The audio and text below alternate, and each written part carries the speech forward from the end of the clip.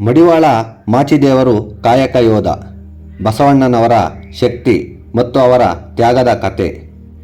ಕಾಯಕವೇ ಕೈಲಾಸ ಎಂದು ಬದುಕಿದ ಈ ಶರಣರು 12ನೇ ಶತಮಾನದಲ್ಲಿ ವಚನಗಳನ್ನು ರಕ್ಷಿಸಲು ಮಾಡಿದ ಹೋರಾಟ ಏನು ಅಂತ ತಿಳಿಯೋಣ ವೀಕ್ಷಕರೇ.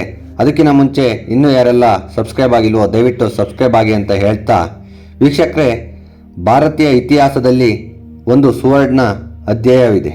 ಅದು 12ನೇ ಶತಮಾನದ ಕಲ್ಯಾಣದ ಕ್ರಾಂತಿ. ಈ ಕ್ರಾಂತಿಗೆ ಬಸವಣ್ಣನವರು ಚಾಲನೆ ನೀಡಿದ್ದಾರೆ. ಅದನ್ನು ರಕ್ಷಿಸಲು ತಮ್ಮ ಜೀವನವನ್ನೇ ಮುಡಿಪಾಗಿಟ್ಟ ಒಬ್ಬ ಯೋಧನಿದ್ದ. ಅವರೇ ಮಡಿವಾಳ ಮಾಚಿದೇವರು. ಕಾಯಕದ ಮೂಲಕ ಸಮಾಜಕ್ಕೆ ಸಮಾನತೆಯ ಪಾಠ ಮಾಡಿದ, ಆದರೆ ಕೈಯಲ್ಲಿ ಕತ್ತಿ ಹಿಡಿದು ಧರ್ಮವನ್ನು ರಕ್ಷಿಸಿದ ಈ ಅಸಾಮಾನ್ಯ ಶರಣರ ಬಗ್ಗೆ ತಿಳಿದುಕೊಳ್ಳೋಣ. ವೀಕ್ಷಕರೇ, ಮಾಚಿದೇವರು ವೃತ್ತಿಯಿಂದ ಮಡಿವಾಳರು. ಆದರೆ ಅವರ ಕಾಯಕ ಕೇವಲ ಬಟ್ಟೆಗಳನ್ನು ಸ್ವಚ್ಛ ಮಾಡುವುದಕ್ಕೆ ಸೀಮಿತವಾಗಿರಲಿಲ್ಲ.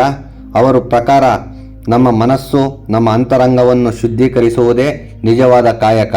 ಅವರ ಅಂಕಿತ ನಾಮ ಕಲ್ಲಿದೇವರ ದೇವ. ವೀಕ್ಷಕರೇ, ಮಾಚಿದೇವರ ಒಂದು ವಚನ, ಪ್ರಸಿದ್ಧ ವಚನ ಇದು.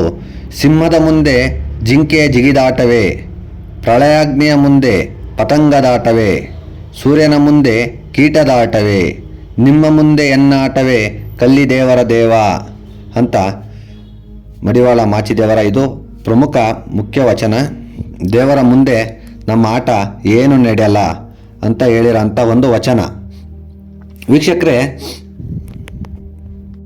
ಮಾಚಿದೇವರ ವಚನಗಳು ಕೇವಲ ಧಾರ್ಮಿಕ ಬೋಧನೆಗಳಲ್ಲ, ಅವು ಸಮಾನತೆ ಮತ್ತು ಕಾಯಕದ ಗಟ್ಟಿ ಧ್ವನಿ.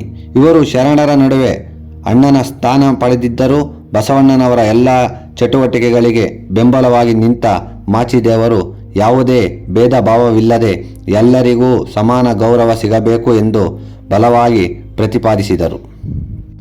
ಮಾಚಿದೇವರ ಮಹತ್ವ ನಿಜವಾಗಿಯೂ ಗೋಚರವಾಗುವುದು ಕಲ್ಯಾಣ ಕ್ರಾಂತಿಯ ನಂತರ. 12ನೇ ಶತಮಾನದಲ್ಲಿ ಬಿಜ್ಜಳನ ಆಳ್ವಿಕೆಯಲ್ಲಿ ನಡೆದ ರಾಜಕೀಯ ಮತ್ತು ಧಾರ್ಮಿಕ ಘರ್ಷಣೆಗಳಿಂದಾಗಿ ಅನೇಕ ಶರಣರು ಹತ್ಯೆಗೀಡಾದರು. ಇಂತಹ ಅಪಾಯಕಾರಿ ಸಮಯದಲ್ಲಿ ಬಸವಣ್ಣನವರು ಎಲ್ಲ ಕ್ರಾಂತಿಕಾರಿ ವಚನ ಗ್ರಂಥಗಳು ನಾಶವಾಗುವ ಅಪಾಯ ಎದುರಾಯಿತು.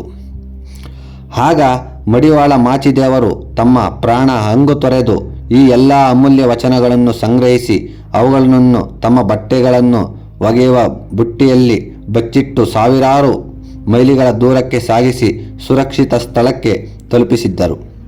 ಅವರ ಈ ಪ್ರತಿಕ್ರಿಯೆಯಲ್ಲಿ ಅನೇಕ ವಿರೋಧಿಗಳೊಂದಿಗೆ ಹೋರಾಡಬೇಕಾಯಿತು. ಈ ಶರಣಕ್ಕಾಗಿಯೇ ಮಾಚಿದೇವರನ್ನು ಕೇವಲ ಸಂತರೆಂದೆನ್ನದೆ ವಚನಗಳ ರಕ್ಷಕ ಮತ್ತು ಕಾಯಕ ಯೋಧ ಎಂದು ಕರೆಯಲಾಗುತ್ತದೆ.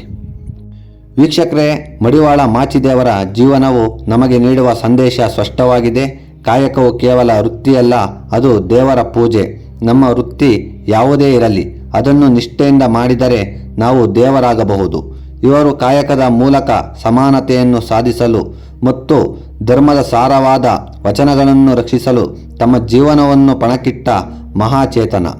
ಇಂದಿಗೂ ಮಡಿವಾಳ ಮಾಚಿದೇವರು ನಮಗೆಲ್ಲ ಕಾಯಕದ ಮಹತ್ವ ಮತ್ತು ತ್ಯಾಗದ ಪಾಠವನ್ನು ಹೇಳುತ್ತಲೇ ಇದ್ದಾರೆ. ವೀಕ್ಷಕರೇ, ಈ ಶ್ರೇಷ್ಠ ಶರಣರ ಕತೆ ನಿಮಗೆ ಇಷ್ಟವಾಗಿದ್ದರೆ ದಯವಿಟ್ಟು ವಿಡಿಯೋವನ್ನು ಲೈಕ್ ಮಾಡಿ. ಇನ್ನೂ ಯಾರೆಲ್ಲ ಸಬ್ಸ್ಕ್ರೈಬ್ ಆಗಿಲ್ವೋ ಸಬ್ಸ್ಕ್ರೈಬ್ ಮಾಡಿ. ಜೈ ಮಾಚಿದೇವ ಎಂದು ಕಮೆಂಟ್ ಮಾಡಿ ವೀಕ್ಷಕರೇ. ಧನ್ಯವಾದಗಳು.